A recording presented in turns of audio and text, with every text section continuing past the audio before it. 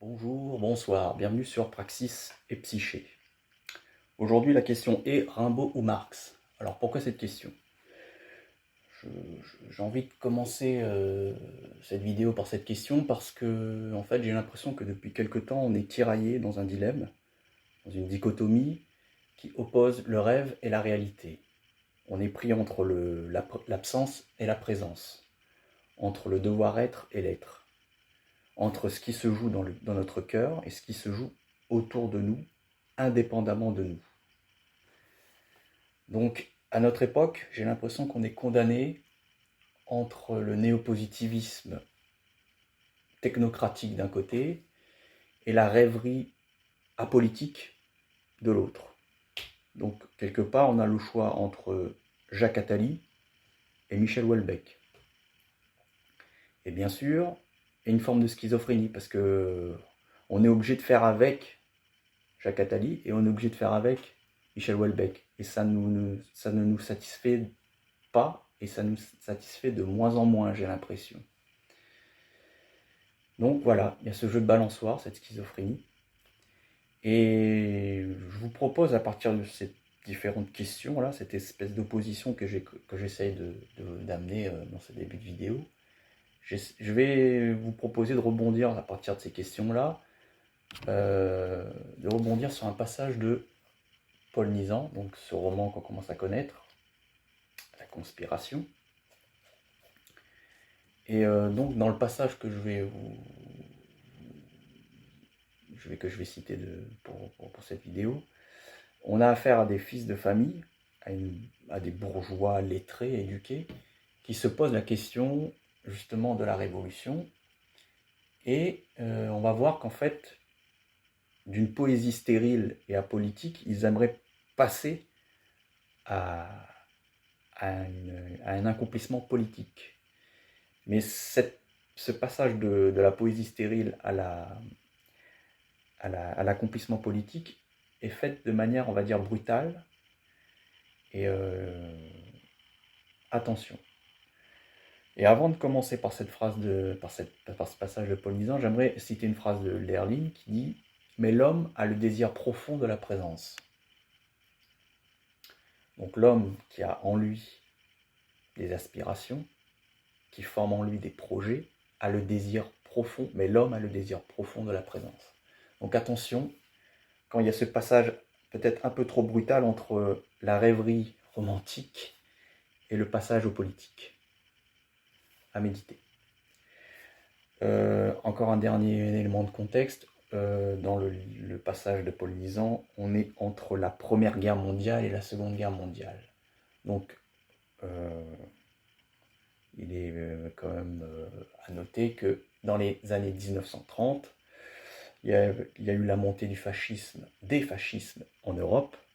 Et donc, en gros, dans les années 30-40, on était en train de plus en plus de se radicaliser politiquement. Et à un moment donné, c'était le choix, soit le fascisme, soit le communisme, si on regarde l'échiquier politique. On est parti. Ce qui me plaît dans la Révolution, disait Laforgue, c'est que la civilisation qu'elle promet sera une civilisation dure.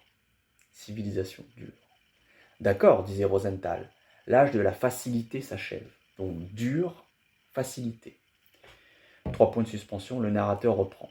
Ils étaient plutôt sensibles au désordre, à l'absurdité, au scandale logique, qu'à la cruauté, à l'oppression. Et la bourgeoisie dont ils étaient les fils leur paraissait enfin moins criminelle et moins meurtrière qu'imbécile. Son dépérissement et sa condamnation, ils n'en doutèrent jamais.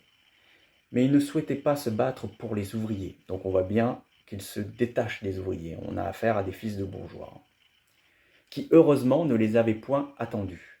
Mais pour eux-mêmes, ils ne les regardaient que comme leurs alliés naturels. Donc vraiment une dichotomie entre la bourgeoisie dite révolutionnaire et les ouvriers. Il y a bien de la différence entre vouloir couler un navire et ne pas consentir à couler avec lui. 3 points de suspension. Le vif dégoût familial qu'ils éprouvaient de la bourgeoisie aurait pu les conduire à une critique violente, mais anarchiste. Ça sera un thème à développer plus tard, la différence entre anarchiste et communiste. Vaste programme. Mais l'anarchie leur paraissait illettrée et frivole. Leurs études de professeurs les sauvaient. Ils méprisaient la génération qui les avait immédiatement précédés. Donc, la haine père-fils. Pour n'avoir exprimé la révolte, là aussi encore un autre thème qui pourrait être traité prochainement, révolte ou révolution. Pour n'avoir exprimé la révolte que dans des vocabulaires et sous des cautions poétiques. Là on y arrive, poétique. Le moment paraissait venu de donner à la colère des répondants philosophiques. Donc ils en ont marre de la poésie, ils veulent passer au philosophique. Et là on reprend un dialogue.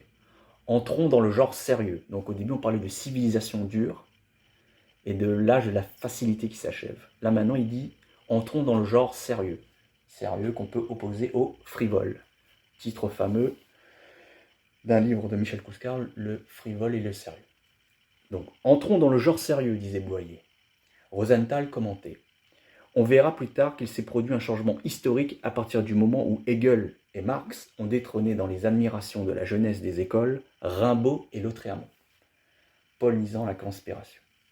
Donc, pourquoi je posais cette question Rimbaud-Marx? Parce que c'est quelque part, c'est Paul Nizan qui lui répond par Rimbaud-Marx, lui dit Marx.